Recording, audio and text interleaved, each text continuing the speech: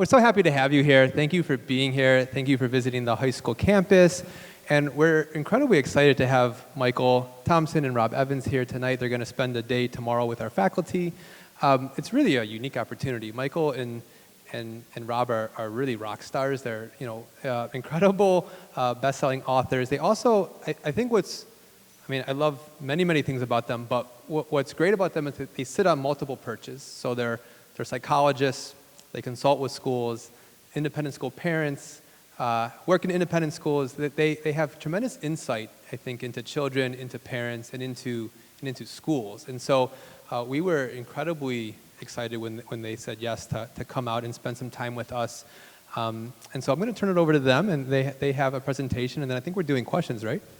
We're going to have a lot of questions. I mean, I put you on the spot. It's hard to say no when I just say, are we doing questions? But no, it was in our minds. Yeah, okay. In our minds. Okay, so welcome, Rob and Michael. Thank you so much for coming. Among the other niches which we've occupied, besides being independent school parents and independent school grandparents, my daughter Joanna went to the Carroll School in Boston, which is the assets. There are two independent LD schools in Boston, Landmark and Carroll, train a lot of teachers. And my daughter was diagnosed with a language disability, so I know something about being a parent of a child who struggles in that way, and I know something about a school like Assets. I was here back in 1998 when Lou Salsa was the head. He invited me, so I'm delighted to be back. Rob and I are going to each speak for a little bit. I'm going to talk about the stress of the last few years on parents and parents' worries. So I'm going to talk about stress and worry. It's all going to be recent. Rob is going to take a larger view of parenting, and I hope he brings more joy than I'm going to. Our talk, did you read our title? It said parenting with less stress and more joy. Yeah, well, I'm delivering on the stress part. So at any rate, the pandemic. The pandemic threw many families for a loop. The lockdown, children's inability to go to school, parents being at home with their children and often taking a much larger role in supervising and educating their own children was challenging for many parents. It was catastrophic for parents, poor parents in Chicago when the public schools closed for a year and a half. And kids didn't get their Title I meals at the school, and many families lost frontline workers who couldn't be protected from COVID. And there was an enormous amount of writing about the pandemic, which led many parents to conclude that the pandemic had been traumatic for their children. It was certainly a source of major worry for parents. And for parents of a child with special needs of any kind, all of the reporting was that the pandemic were hitting those kids harder than anybody because they need the kind of specialized teaching and structure. And when schools closed, that fell to parents who might not have had the training. I'm not getting nodding. Does this ring? Is this familiar for you? Yes. Is it? Yeah, okay. So please start nodding, if you would. yeah, sure. Yeah, we need feedback here. Thank you, Rob. That's very helpful. So, no nodding off. No. So, but many parents came out of the pandemic convinced that their children, in fact, had been traumatized by the isolation, the loss of seeing friends, the loss of contact with teachers for as long as that lasted. And I speak to parent audiences maybe 70 to 100 times a year, and I could tell that many parents, even though they might not be using the word, were saying something that suggested that they thought that their child had a sustained long-term psychological damage as a result of the pandemic. I want to tell you that while there were children whose life situation did mean that they were traumatized by the pandemic, that's not what Rob and I are seeing in independent schools. It's just not what we're seeing. We're not seeing traumatized children. Children who were at home locked in with their parents for months at a time. That wasn't great to be trapped with your parents for that long. But if you had parents who could work off their computers and be at home, and you had 3 square meals a day, and you had contact with your teachers through Zoom or whatever the hybrid was terrible. Everybody hated hybrid. But it was contact, and it was continued. And in independent schools, we do not see the kind of significant learning loss that has occurred in other countries. South Africa, their public schools were closed for the better part of 2 years, and they have a lost cohort of kids. That's not what we see in independent schools. The teachers at my school, I'm a supervising psychologist at the Belmont Hill School, which is an all-boys school, grades 7 through 8. And 7 through 12. Did I say 7 through 8? Yeah. Thank you, 7 through 12, yeah. 7 through 12, 470 boys. And we had a lockdown in the spring of 2020, and then we had a hybrid year with 3 days in person and 2 days on Zoom. And when kids came back full on and in full attendance and could connect with each other in person, the kids were different. They were socially immature, less able to resolve conflicts with other kids. They had lost something, no question. But we were able to close the learning loss gap, which in any case wasn't as significant as it had been. Every independent school that Rob and I visit has tracked how effectively they're closing the learning loss gap, and then they talk to us about the social emotional learning gap.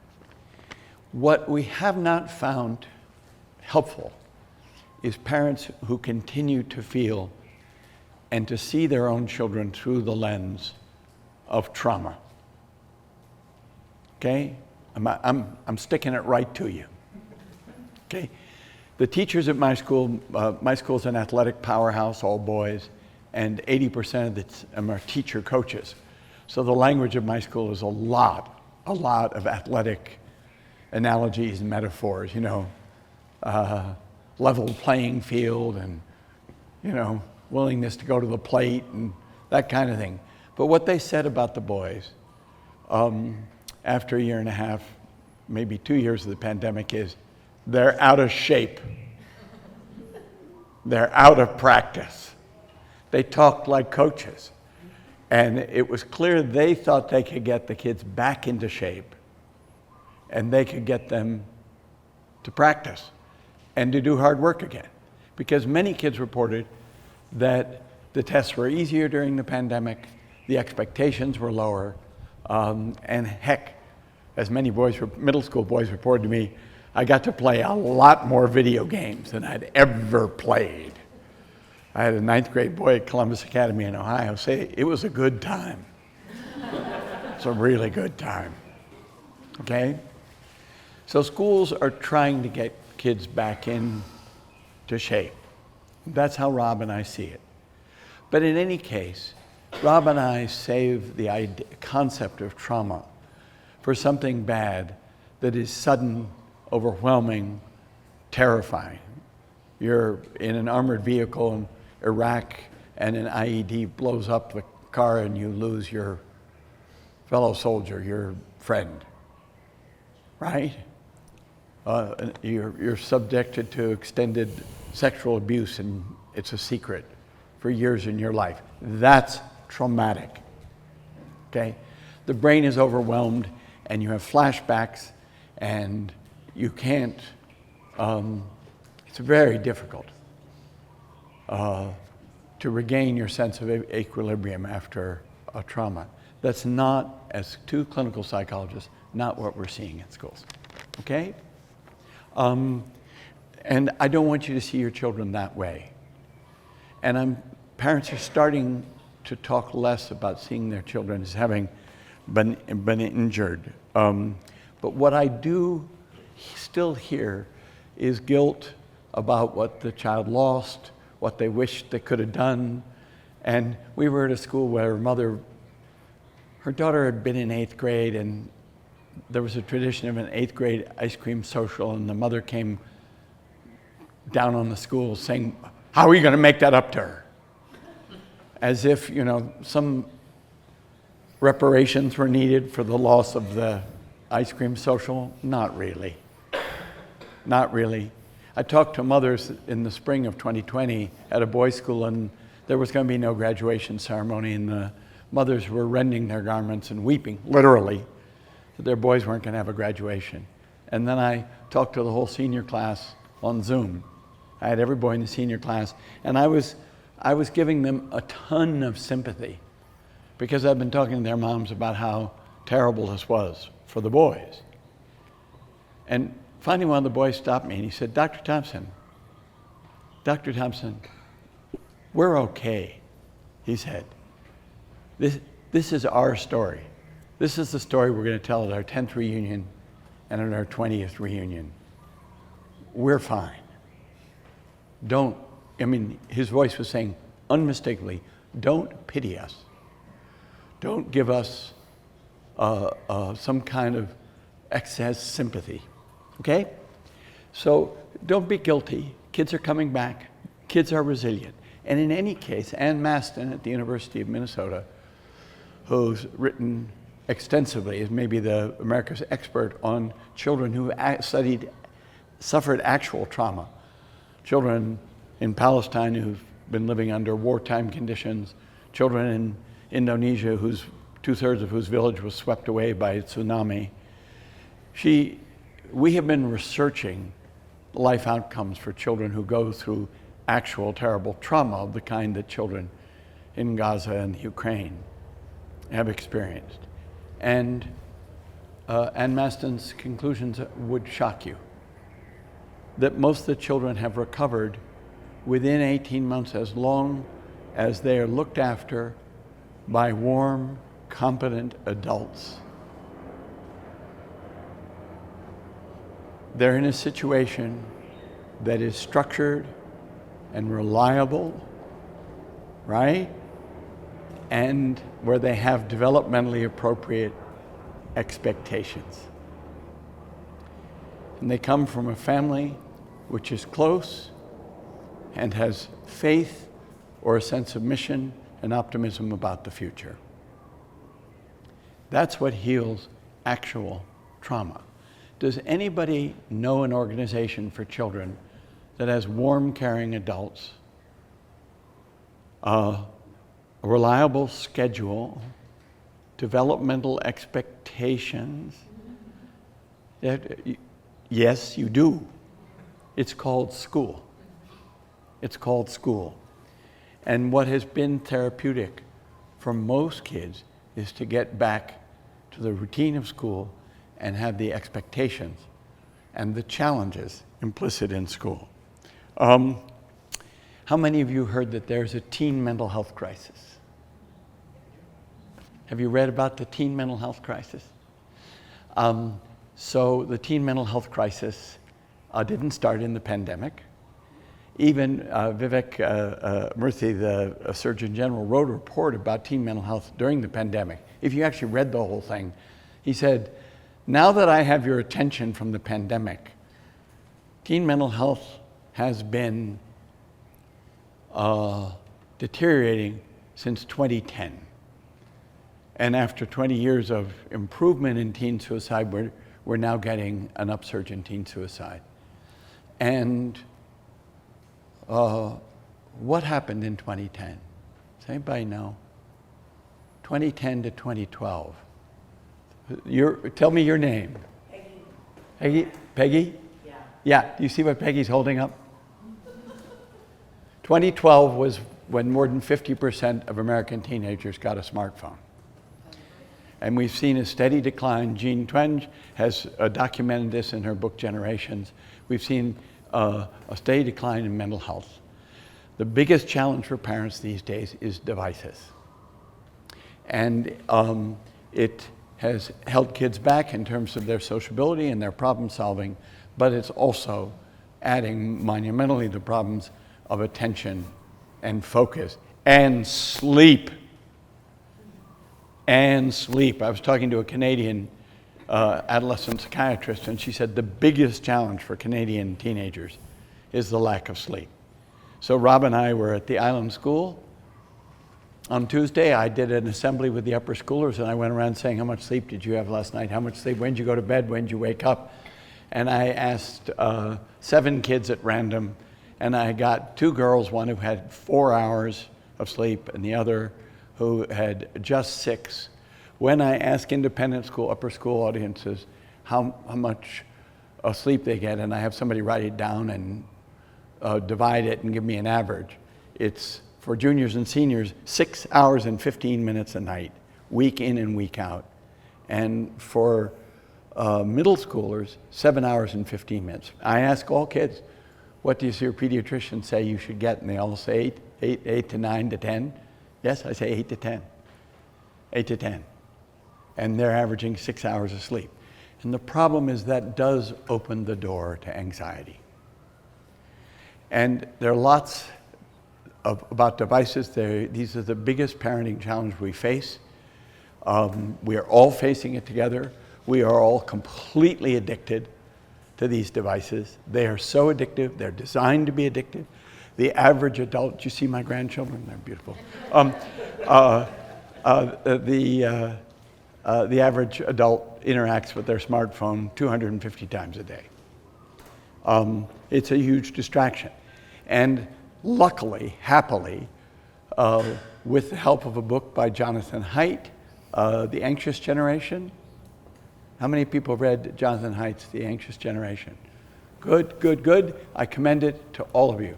He says we've replaced a play-based childhood, which produces competence and independence, with a phone-based childhood. And he documents many of the studies, many of them correlational, not causational, not necessarily causal. Yep. But there's a strong case to be made. The biggest threat to our kids' mental health is actually these devices. So as parents, that has to be a concern. At my school, we banned phones for the middle schoolers, but we left it because the bigger boys all had their phones, and we said you can only use them in this time of the day and only in these places. And it was like a constant hunted chase game that we were losing. So last year, we banned phones entirely, and we expected massive pushback from the boys. And we got a lot of complaining, we got some anger, and then they settled down and had really one of the best years we've had. Ryan, you don't have them here, do you? Phones? We have a middle school band. Yep. But high school is not. It's not. We haven't discussed this. I'm hitting you. I'm ambushing you. Get rid of the phone. What I'm saying is, we only had the courage to do it because we were fed up, and our teachers were fed up. And other schools in our league, our athletic league, the Independent School League in Boston, were doing it at the same time. So our boys couldn't say, what do you mean you're doing it? The other school isn't doing it. We all did it together, and every school that's done it is enormously relieved. Enormously relieved. And there's a study, Rob's read it, I've only read the newspaper reports about it, of 2 investigators who looked at the PISA scores. The PISA scores are what the countries in Europe, all the OECD countries, do to look at their academic achievement. In the United States, we have the National Assessment of Educational Progress. That's our test and how we compare states. But they compared countries that had banned the phones, like the Netherlands, banned the phones in school, and countries that hadn't. And they found that in countries that allowed kids to have phones in school, having a smartphone in school with you is the equivalent of missing 2 months of school in terms of its impact on the PISA scores. So we have to take on these devices. And the other thing that I know affects all parents who care about their kids is that it feels like getting kids into college is a global competition, because it is much, much more of a global competition than it ever was. And our kids are competing. At the same time, and yes, there are 10 colleges that are almost impossible to get into, and there are another 35 that are extraordinarily competitive. But the truth is, colleges in the United States are one of the wonders of our culture. We have so many colleges, so many ways you can enter them, and so many colleges that are a match for kids. It's an abundance that nobody in Europe has ever seen, and does not exist in Asia, does not exist in countries like India or Egypt, where it's a score, one exam, one score, boom, that is your fate. And the United States has so many entry points and so much support and so much of a way to enter the system that it's a really, I think, for all of its defects, it isn't perfect, but it is on the whole a marvelous system, and it means we can relax. We can relax about our children's futures. They're going to find a way. If they want a degree and have the drive to get it, they're going to find it in a place that's good. You're going to ask them about the elite? Oh yeah, I do this. Rob loves it when I tease people. I go to schools where people are just frantic about getting their children into elite colleges. So I always tease them in the following way. Would you please raise your hand if by any definition you went to an elite college? Would you raise your hand? Raise your hand if you went to an elite college. Okay? Come on, Rob. Oh, sorry. 1, 2, 3, 4, 5. The rest of you, how do you get out of bed in the morning? How do you do the work of the world? How do you look yourself in the mirror? Of course, most people in the world don't go to elite colleges. There are not enough beds at those elite colleges, right? Only a few people can go, and it's wonderful that children can be prepared and get a college degree, and it's wonderful that kids who don't go to college can, 80% of children in the United States get some, who don't go to college get some post-high school training, which enables them to have a career. There are many ways to get there, and I'm going to stop. Rob? Okay. Thank you. So I'm going to enlarge the picture and invite you to sort of take a step back and think more broadly about the business of being a parent. And it will help me to know this. How many of you, your oldest child is what we would think of as elementary age? Put a hand up. We got a few. And middle school would be the oldest? Only a couple. High school would be the oldest? And beyond high school?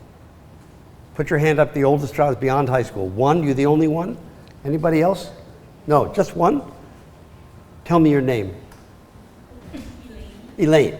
So if I don't get to something you want to hear about, catch Elaine on the way out and ask her, because she will surely have lived through it in some way.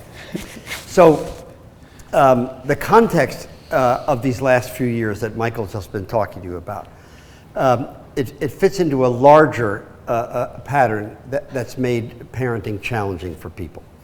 And I think of it this way. What would it take to be a confident parent? What would you need? The first two things that occur to me are, you would want the rate of change to be slow and the choices for children to be few. Because that would be the only way that I, as a parent, could be confident that what I know now is relevant to what my kids have to learn to be successful, right? So let's say that the Asset School served a primitive Stone Age fishing village in which the men fish and the women dry fish. So the rate of change is glacially slow, the choices for kids are non-existent. A boy has to learn to fish and the men in the village can teach him. And a girl has to learn to dry fish and the women in the village can teach her. So this is simplistic, you would say. Well, of course, though it's not actually that far from how most humans have lived for most of human history. Simplistic, right? But I'm saying it because we imagine that how we raise kids now, 21st century America, is normal. But in any historical terms, it's way out on the far freakish end of human history, because the rate of change is going faster and faster. Ask yourself how much of what's happened this week was predictable a couple of years ago, right? And the choices for kids have exploded, because what all the good schools want, including this one, is that every student would ideally be able to become whatever she or he wants and live where and how he or she wants, right? And the opportunity is unprecedented. You know, when Michael and I were both young, which was a long time ago, there weren't schools like this one. We both started our careers as teachers at a time when a place like Assets didn't exist and had never been thought of, even. And the range of opportunities that are now available to a broad range of students are much greater than they've ever been. It's good. But the corresponding certainty and confidence for parents is lower, not higher, right? Think about this.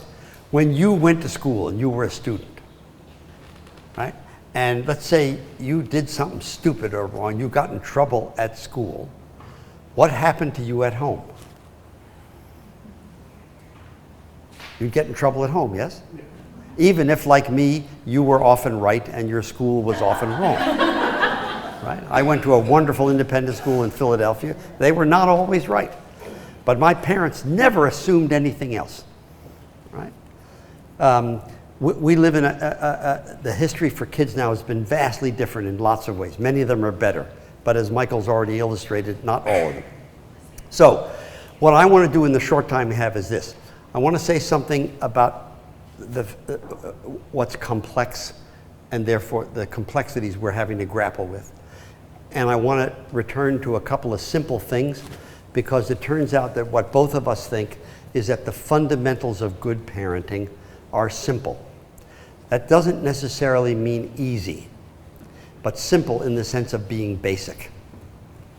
And it can be helpful to realize that you don't have to be a wizard to be a helpful parent and help your children grow up in the way you'd want them to do. So here's a simple rubric. About 100 years of research into child development in America suggests that there are three basic things that kids need to get in sufficient quantity, and if they get enough of these things, they have a good chance of turning out well. And they can be summarized as nurture, structure, and latitude. Latitude means the freedom to learn from experience. So I'll say something quick. Nurture. You all know what this is, what we do with little babies. You get it because you're mine and I'm yours. You don't have to win it, you don't have to earn it. It flows like mother's milk. We associate it with mothering and nursing and all sorts of maternal things. Me, I associate it with Julia Child, if you remember her, now dead, but the woman who transformed the way America cooks. And Mr. Rogers, right? If you remember him, many of you. The two most nurturing presences in late 20th century American public life. You know, Julia, she lived to 90, healthy as an ox. The reason? She liked butter. Butter and wine. And she cooked with large quantities of both. PBS will sometimes still rerun some of her last shows. She's there with little Jacques Pepin, the French chef. He's still alive in his 90s. And he's mincing vegetables that are healthy. And she's dropping the butter in the pan and pouring the wine with her thumb over it, kind of and stuff. And he's saying, do you think we really need all that, Julia? And she says, well, you don't eat this every day, She knew that margarine is a terrible food. It tastes bad. You can't make a sauce. You can't brown things in it. She used the good stuff, but she didn't eat seconds. Fred Rogers, he liked you just the way you are. You never had to do anything for Mr. Rogers to like you. Didn't have to be intelligent, athletic, good-looking, nice. You could be ugly, uncoordinated, mean, and dumb. Be 5:30 in the afternoon when your mother could wring your little neck, and he'd come out and put on his sweater and the sneakers and feed the fish and sing to you. And this is nurture. Little babies have to start life with a healthy blast of nurture or they die. And you don't need the same nurture at 7 or 17 as you did at 17 weeks or 7 weeks, but you never outgrow your need for it, and it's the bedrock of all sorts of things to a good life, including the capacity to function as a member of a community, first at school and then in the larger world, because that requires some trust in reciprocity. If we set our needs aside right now so you can meet yours, okay. But we're only going to be willing to do that if we're confident that you will reciprocate. We'd like schools that serve little children especially to be nurturing places, but no school can make up for a fundamental, I underline it, deficit in nurture. And the good news is that actually it usually works well. Because if nurture is good for kids, extra super fabulous nurture isn't better. They just need enough. I could talk about it all night. Structure, I think of as a box that goes around behavior. Inside the box is what we do. Outside the box is what we don't do. You look around the world, every culture has a box and they're different. The box in Finland is different than the box in, Mexico. But they all have boxes.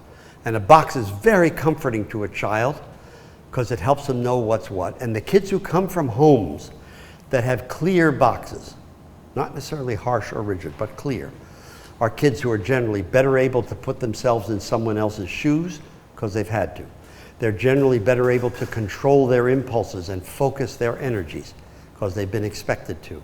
They're less likely to do things they shouldn't, but since all kids do, these kids are more likely to learn a lesson from doing something they shouldn't. There's tons of advantages that come from it. And here again, the good news is it generally works out well. We all have different boxes in our homes, but it generally works out well, generally. And the third thing, latitude, doesn't mean the freedom to do what you damn please. It means the freedom to learn from experience, including from the consequences of non-catastrophic failure, disappointment, frustration. If I ask you, think for a second about the deepest, most profound lessons you have learned in your life so far, and I ask you to think about where you learned them, how you learned that, I think the odds are overwhelming that most of us learn those lessons in a context of loss or disappointment or frustration or failure, and not because we win the lottery. And we might wish we could have done the learning without those things, but it's not how life works. That's why English teachers, which I once was, make your kids read poems and plays and novels. That's what they're about, loss and learning. And what's going to distinguish every one of your children is not whether some of those things happen to them, but what they do when some of those things happen to them. Right? And if their growing up could insulate them and protect them from all the unhappy consequences, the path for them would be smoother right now, but they won't be prepared for the path that they're going to have to walk. And when Michael was talking to you about the overemphasis on trauma, he and I have been seeing long before COVID that there were more and more parents who were seeing their kids as potentially fragile and feeling that everything would have to go just right or else. And in my experience, my long experience working in schools, this is often a bigger pull for parents when a student has some kind of a learning difference or disability or challenge. because it's easier to worry about the future. And that kind of anxiety about this is my son actually calling me from LA, doubtless worried about his daughter, my granddaughter, but I'm not going to talk to him. The truth is what Michael said to you, I want to underline in triplicate. Most kids are mostly resilient. Most kids. All children have fragile moments, and some kids are truly fragile, and there's no mistake. But most kids are mostly resilient. And one of the things that means is that you don't have to be perfect. You don't have to be perfect. Some of the most important lessons kids learn happen when there's been some difficult moment in the home, and we had to work it out somehow. Right? And it doesn't feel good at the time, but it turns out to have been, in retrospect, actually very powerful. And I bet some of you can remember things back in your growing up that were like that, and I certainly can, actually. What can be helpful would be real quick. One, most kids these days could use a little more nurture, which doesn't mean like nurturing a baby. It means they could use a little bit more Mr. Rogers. He'd like to show you stuff, he'd like to be with you, but he didn't need you to beat out everybody else to be worth his interest. He didn't need you to be better than other kids to be worthy of him wanting to know you and caring about you. Right? And one of the things that's been harder for lots of parents to do these last years has been to actually take a breath, and think about not just all the stuff when the glass is half empty, but all the stuff when the glass is full. So I want to ask you to do me a favor right now. If you have a student here at Assets, even if you don't, it's okay. What I'd love for you to do is to think about that student, boy or girl or whatever, and something about that kid that you treasure. Okay? And the second, I want to ask you to tell somebody near you what this is. And like in 2 sentences. You don't have to explain if you don't know the person, all the things. Just say, I have a son and what I treasure about him is. I have a daughter and something I treasure about her is. Just going to do it real fast. If you have to turn backwards or around side, let's go right ahead. Something I treasure is. Right here, you were there, sir? No, right here. I'm here. You got, yeah? Okay. Whatever you said to somebody, I don't care what it was, whatever you said to somebody, I'd love for you to hold on to it and think to yourself, when's the last time you let them know? What I don't want you to do is start telling them that every day of the week. But I would like you to tell them at least once. I went to this talk tonight. I went because I'm so worried about you because you're such a pain in the ass. And you say, they told me, you know, and what I had a chance to do tonight was to remember that one of the things I treasure about you is. Right? So that's one thing. Second, Michael mentioned this earlier, a different my version. Kids need structure. That means they need you to be willing to say to them, yes, you must, or no, you can't. And we have way too many parents these days who feel that somehow they shouldn't do that and their child's going to be upset. And these last few years, the way Michael was talking to you, made it much harder. But as he pointed out to you, having some kind of structure like that, you know, really makes a difference. So my mother, when she was being stupidly, rigidly unyielding about something, and my brother and sister and I would tell her so, she would sometimes say, well, you'll have to get glad again. And she'd walk off. And I used to think, I won't get glad again. Stay here until you can see reason and we argue this out and you do what you're supposed to do. But she was sort of done with it, you know? When you say no, you can't, or yes, you must, your child won't like it, and they won't like you. And there's no point in trying to say, I know, please don't dislike me. I'm just telling you what I have to tell you. Trust me, you'll thank me someday. Skip it. all you can say is, yes, I know, you don't like it. You'll have to get glad again. And you walk off sometimes. And the point here is that what you want in that moment is not that they like you, but that when they grow up, they will be like you. I had lots of things that were hard for me when my wife and I were raising our 2 boys. But one thing that wasn't hard was sometimes to say, well, you'll have to get glad again. And I could hear my mother's voice. The latitude means this. This will be easier, not harder. Don't routinely do for your child or your children something they can actually do for themselves. I don't care if you fix them breakfast in the morning, even though they could pour cereal into the bowl themselves and stuff. But if you routinely do for them stuff they can do for themselves, you're not actually helping them grow up. And what it also means is don't try to race to fix problems, especially small ones, before they have a chance to try it out. So your child comes to you and says, the coach is unfair, and he's playing kids ahead of me who aren't as good as I am. If you want, you can do what a lot of dads do these days. Take your child literally and call the coach. Or if you'd like to help your child develop some resilience and strength, you can say, gee, that sounds tough. Tell me about that. You listen a little, and then you say, what do you think you're going to do? Your child has no idea or a bad idea. Help her out. Help him out. You don't have to withhold. But if you race to fix it, you'll be smoothing the path now, but not preparing them for the path. And the last two things to say to you are this. First, I just asked you to think about your children in some way. I want to ask you to think about you. One of the biggest things that has been, from my take, has been a problem is that we've had lots of very bad books written giving parents advice about how to raise kids perfectly and they'll never be unhappy and whatever.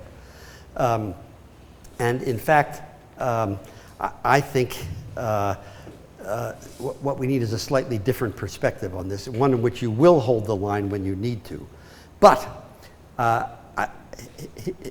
had this. It's really important not to walk around. Michael talked to you a little bit about guilt. We would like to absolve you of guilt. You'll feel more joyful if that happens. So I would like to ask you now to think, each of you, about some piece of parenting that you're good at. And I don't care if it's little and specific, big and general. In a couple seconds, I'm going to ask you to tell somebody what this is.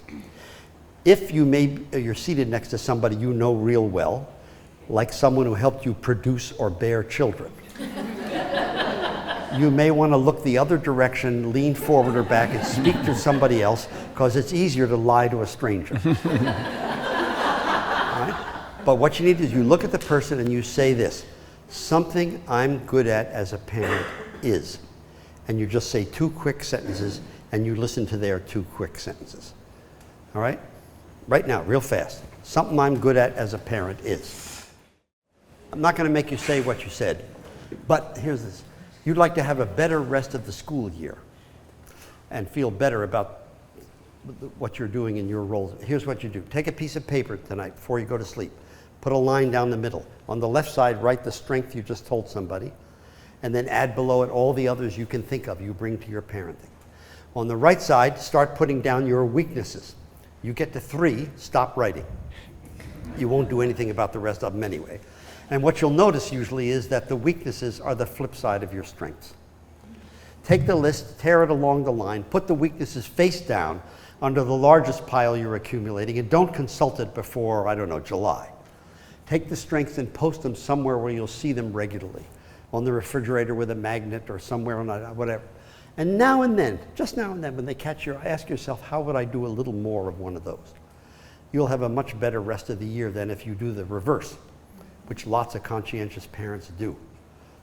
Here's the last thing. When my older son is 51, when he was graduating from his independent school outside Boston, they had their first ever grandparents visiting day, a long time ago. The end of the day, the headmaster is out front with one of the grandmothers whom he happened to know. He's raving to her about the day. It's a great day. What a wonderful day. I don't know why we didn't do this before. We should have done it years ago. He says, it was so much nicer than Parents' Day. we didn't have any parents yelling at their kids. We didn't have any kids yelling at their parents. Why do you think that is? And the grandmother didn't miss a beat. She said, that's easy. The kids and us, we have a common enemy. At one generation, it's often a little too close. When you're grandparents like Michael and I are, you're back a little. You're not as close. You love them to death, but you're back a little, in exchange for which you have a wider field of view, right? And you know that things will happen and we'll be upset, but the kids will recover. And that just because something isn't working right now doesn't mean it's going to go from bad to worse, etc. And so I realized I could have been incredibly wealthy if I could have invented a pill. And you take this pill, and for 36 hours, it would make you be with your children like a grandparent. So you could take it Friday night, it would last you till Sunday morning. Take it Saturday night, last you till Monday morning. And during this brief time, you'd have a tiny bit of Mr. Rogers.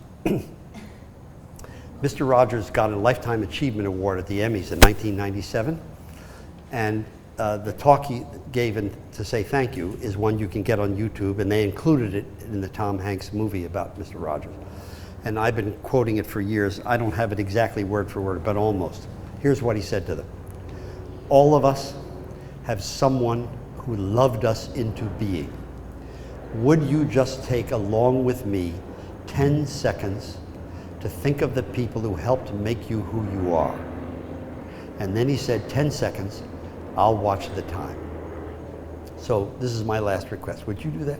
Take 10 seconds, think of the people at home, at school, wherever, who helped make you who you are. I'll watch the time.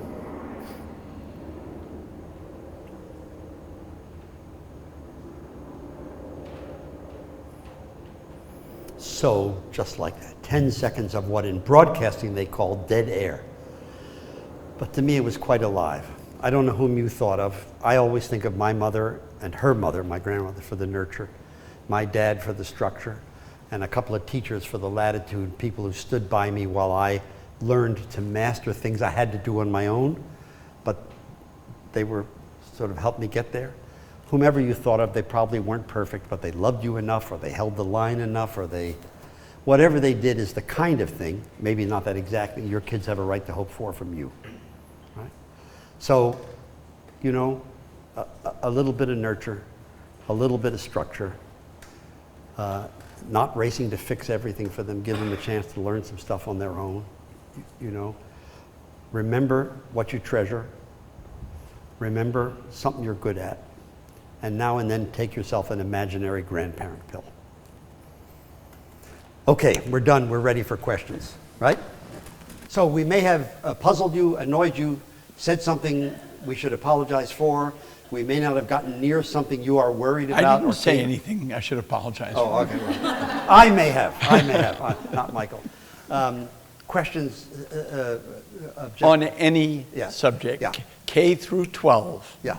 So I've heard it's really beneficial if you can develop grit in children. Have you heard of that? Do you believe in that? And any recommendations? Oh, Duckworth. Yes, of course. Yes, it's well known.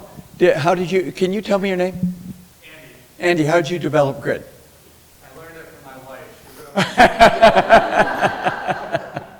You had grit before. She was drawn to you because you had grit. How did you learn grit as a boy? Yard projects. Okay. And your parents required you to do those? Yeah. And they weren't always a hell of a lot of fun. Correct. And then in the hot sun, you had to do them. And you developed grit. So the modern parent often wrongly thinks that you develop grit in the classroom. That's the first and most important place to develop grit. That's not true. There are lots of developed grit. I went to summer camps where they were wilderness canoe camps. And you know, at the age of 14, I learned to paddle a canoe for 6 to 8 hours a day. Right? Because that's what you have to do to get, or carry a canoe on a portage. I never meant to be that persevering. But everybody else was doing it. And it was fun to be with them. And we were out of doors, and we were far away from our parents. And we were developing grit. Nobody said, you're developing grit. They said, we have to get to X Lake. if you go back, you'll find that you had experiences, often in nature, out of doors, doing hard things and making a sustained effort for hours, and you bring that right back into the classroom. How did you develop grit? So it's different. I want to say a word against grit first. No, I'm actually quite serious about this. One of the people who had tremendous grit was Hitler. Had enormous grit. There are a lot of people who have a lot of grit and put it to very bad use. By itself, it's not automatically a purely good thing. Right? Because what you need is not just that somebody would persevere and stick to it, but they would have a moral compass. So when I hear about grit, I don't only think about the perseverance, which is generally, to back up, the evidence, if you had to choose between intelligence and perseverance, is usually that perseverance is what you'd want every single time. But there are exceptions in some way. So I would be interested not just in whether your children would have experiences that would encourage them to persevere and to stick to it and see something through and that kind of stuff. I would generally think that it really is important. But I'd want them to have a moral compass that they would gather from you so that that perseverance was applied in ways that actually are beneficial to them, their loved ones, and actually our world in some way. And not just the perseverance pure and simple. But it's also true, and I'm with you about this, that there has to be some stuff where basically you don't have to like it, but you have to do it. And we hear from a lot of parents who say, my kid keeps objecting, we end up back and forth. I mean, that only happens if you're willing to engage in it. Some stuff has to be non-negotiable. Right? And backyard chores. Yeah. The evidence, by the way, that chores are good for kids is enormous. I mean, having some responsibilities that you have to meet, and not necessarily ones you get paid for. Part of your duty of being part of this family is we all do our part. I once was talking with a bunch of mothers in a wealthy Massachusetts town, and one of them said, I feel like every child in this town is being raised like he was a house guest. And we have a lot of kids in this country growing up like they were living as a house guest somewhere.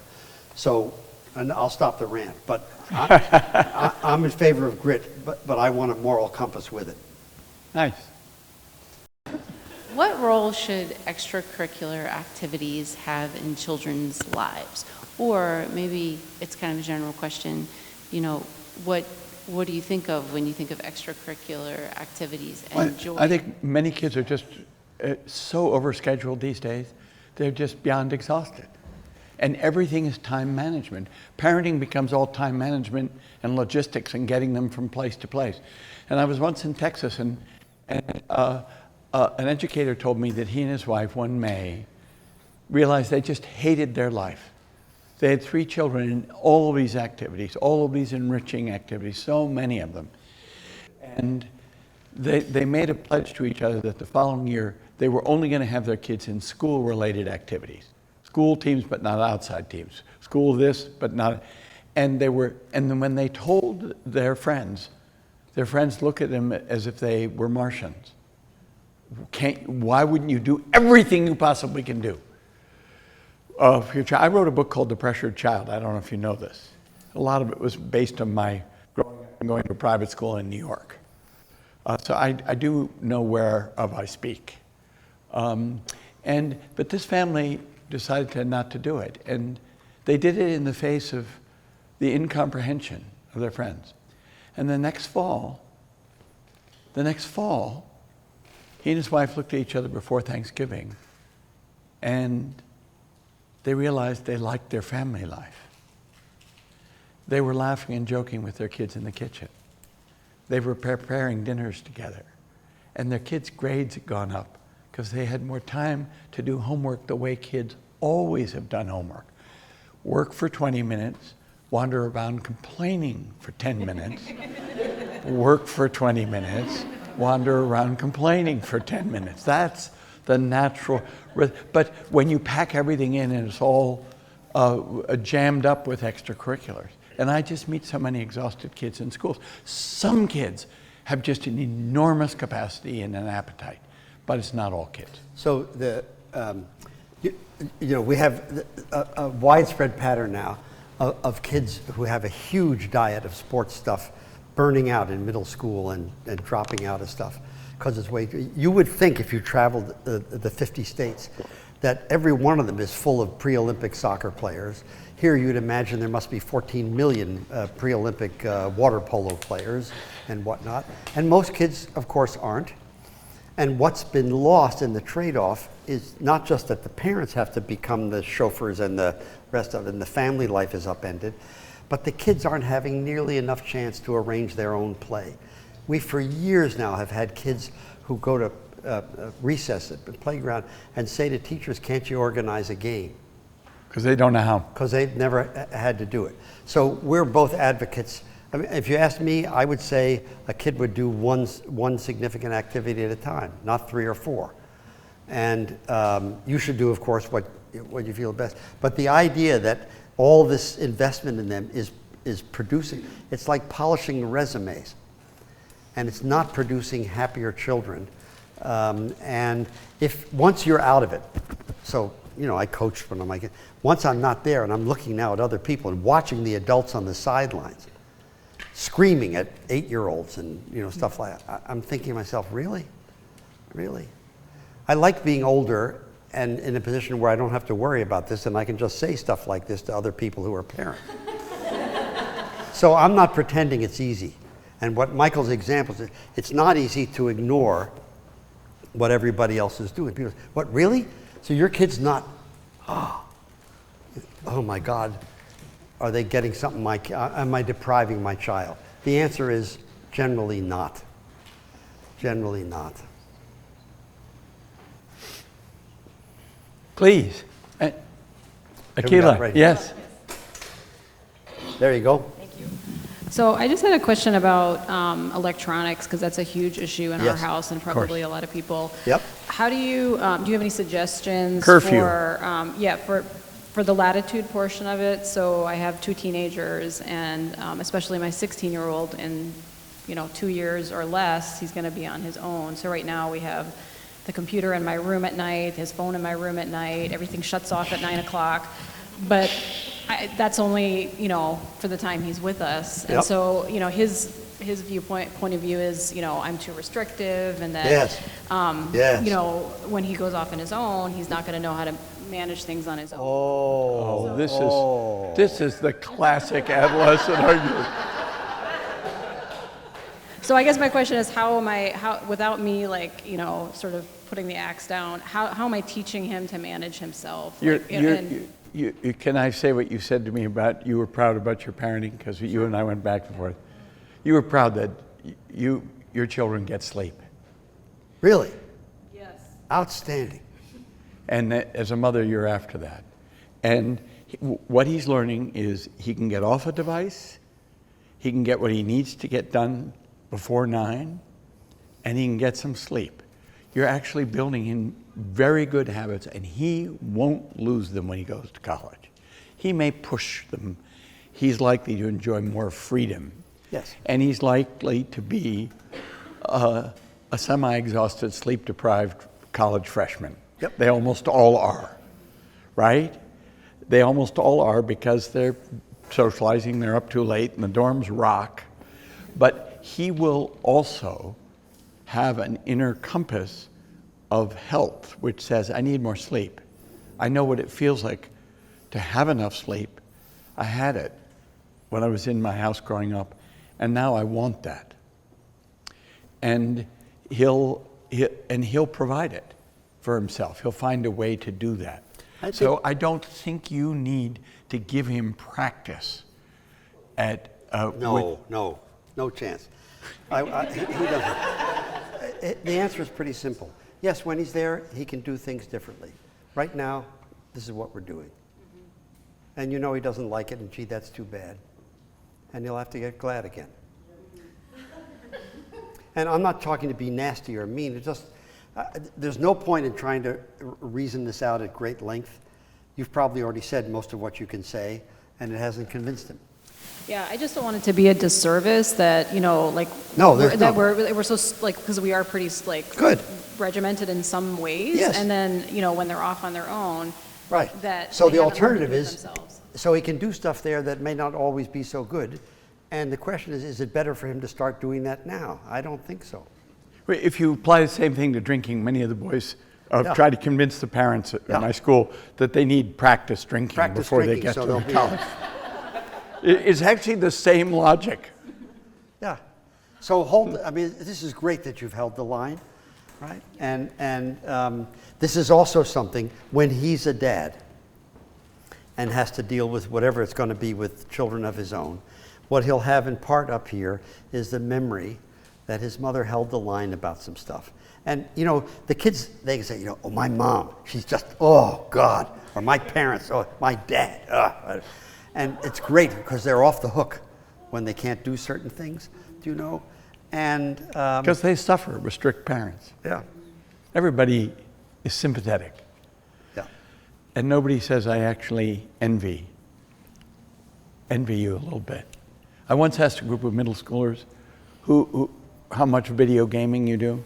And the boys were giving me these numbers. And then one boy said that over the weekend, he was on video games for 42 hours between when he got out of school on Friday and when he went back to school on Monday. And I said, that can't be true. He said, it is true. And I looked at his classmates, 8th grade boys. I said, is this true? And they said, it's true. And I said, how can that be? And the other kid said, his parents are clueless. His parents are clueless. That's why he's on video games so much. So, you know, we're advocates of holding the line. And it's not, I mean, you're not depriving him of everything. You're setting a limit. And that's actually what a tremendous amount of what kids need, especially in their adolescence, but all the way through, is to have some kind of limits. This far, but not farther. This much, but not that. And if they never have that, part of what happened without that structure I talked about, there's nothing around, including there's nothing under their feet that they can stand on, even if they don't like it, you know? In my family, after church on Sunday, we often had to go visit my grandmother, my father's mother. She was a difficult and unpleasant woman at the age of 40, and she died at 106 as the complete portrait of, unpleasantness. She only had one redeeming quality, actually, was I was the oldest grandchild, and she loved me best. And she especially liked what she called my noble forehead. But apart from that, there wasn't a whole lot. But every Sunday we had to go after. I'm in the suit. I had to wear a suit, and sometimes the wool was really scratchy. I sometimes put pajamas on under it because I couldn't stand it. And the Sundays we didn't have to go. It was so great. Oh my God, we'd just go home and have the afternoon. But it wasn't negotiable. You were in my family. You went to see my grandmother, and it was just sort of. It's sort of it. You know, and you discover you can do it, and it's nobody said anything about grit then, but you realize there's stuff you can persevere with, and you have to learn to do it. And part of what he's developing is a capacity to manage himself because of what you're doing. Yes, please. I have a question about sibling fighting. Sibling I fighting. love this. This is my most asked question. You have 2 boys. I have 3 kids, a boy and then 2 girls. And The girls. give me the ages. 11, 9, and 7. Okay, great. And who fights the most? The 9 and the 7-year-old. Yeah. The 9, the 2 girl- girls are the fighting. 2 girls. Okay. Tell me your name. Katie. Katie, do you try and sort it out and help them? I leave them fight it out for a Good. little while. But For a while. one of them can easily dominate the other, and the other one allows it. The Who's- 9-year-old dominates? Dominates. The 7-year-old? Yes. All right. So, Katie, does the 7-year-old start fights? No. She does not. Well, she does. She is stubborn, so when she Does wants she something. what I want to know is, does she provoke the 9-year-old? I don't think so. Oh, really? I don't know. Maybe. I don't think so. So, I don't know. look, They play very well together. you did- All of a sudden it's not. Look, it's usually because I've written books about psychology of boys. Boys fighting is just ongoing and it's forever and stuff like that. And I had a man who said his mother used to say to him and his brother, when he went on for too long, she couldn't stand it. She said, would you boys get out of the house, go out and throw rocks at each other? And she'd push them out the door and they'd be standing there with their mother's command that they throw rocks at each other, which made them think that their mother was crazy. Because they didn't. That's what my mom did with my sister and I. Did she? Fight it out outside. That's good. Yeah. And are you not comfortable doing that? I am comfortable until my 9-year-old, you can tell she will be bossy, and she just bosses. And Lucy, my youngest, just kind of goes with it then. So she's That's going to boss where the the 7-year-old. Well, the 7-year-old is going to come back at her at some point and bite her Well, bad. yeah. That we all That know does that's happen. coming. Is your 9-year-old bossy towards other girls at school? I would say yes. But I don't know. If Sort you of. see that, what you're actually worried about, you've revealed that you actually think your 7-year-old's going to be okay. That's what I'm guessing. Probably. But you're worried that the 9-year-old, with her domineering behavior, is going to develop bad character traits, which will make her an unattractive adult. And so from time to time, you need to say to her, no one likes a bossy person. And if you see her bossing her friends, you need to say to her, do you think they like that? That's all you have to say. Okay. Do you think they like that? No 3-paragraph lecture. Do you think they like We had that that? conversation yesterday. Good. Because the neighbors and them were getting into a Good. fight. Good. Yeah. And you can put your cards on the table when she's in a good mood. You can say, I don't want you to be a kind of person who always tries to dominate other people. I'm going to ask you this. Does she take after anybody else in the family? I'm not too bossy, am I? He's serious. definitely not bossy. So here's Definitely not our son. No, Okay. he's totally different. Here's why I'm asking. One of the things that's often especially hard is to have a child who's having something, and the child reminds you of yourself or the person you married, one or the other, and then it has an extra kind of in it when something's happening, right? And the other dilemma about it is that people have been led to believe too much that you can change basic traits. In one of the books Michael wrote, the early draft of the first chapter was called 8 Things You Wish You Could Do for Your Children But Cannot. And, you have 3, right? Okay. So you know that they came out different. Some are born like my first, quiet and respectful. I was there helping, I saw.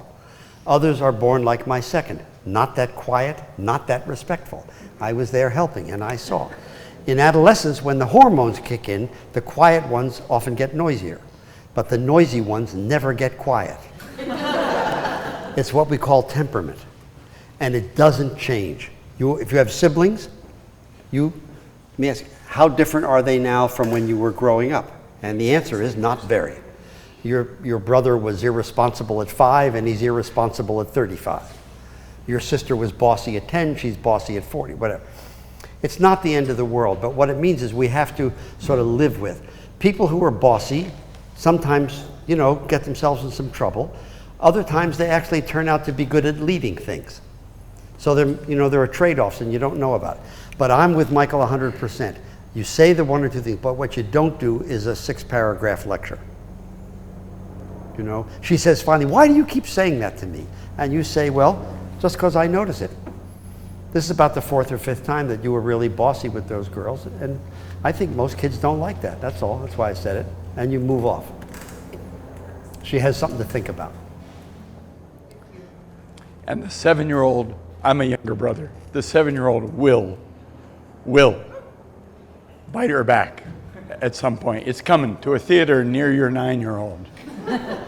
Those younger kids, they're constantly starting it, and then it looks like they suffered the worst, and it's just a goddamn mess. He's an older brother. I'm a younger brother. It's just let's be clear here. Hey, you've been here 90 minutes. We'd love to talk about this, but we promised to let you go. Yeah. Yeah. And thank you for coming. Thank you for coming. Indeed. Thanks very much. Thank you.